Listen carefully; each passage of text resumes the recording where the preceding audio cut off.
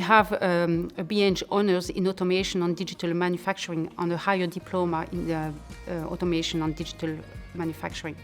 So that's for two different target audience. One of them would be for people that would have a BEng in automation and robotics, or maybe a BEng in mechatronic. So they would want to get a level 8. So that would be the BEng honours in automation and digital manufacturing. The second one is an HDIP. So really this one is for people that work in industries that probably hold a level 8 in mechanical or in electrical, and they want to reskill into automation and digital manufacturing. Both these programs are delivered in the same way, so it's blended.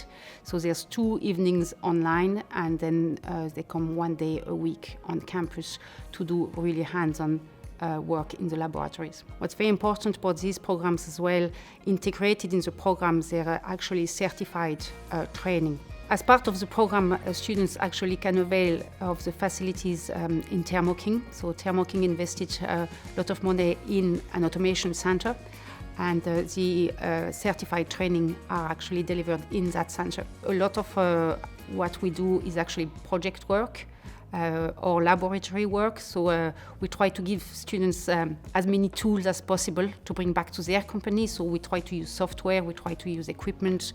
Now we have vision system, we have a lot of equipment. For example, if students learn a software, then we might ask them to complete a project using that software, and that's what they're going to be assessed on. When we developed the program, we invested up to €1 million in equipment. So everything is new, so we have really fantastic facilities, brand new equipment.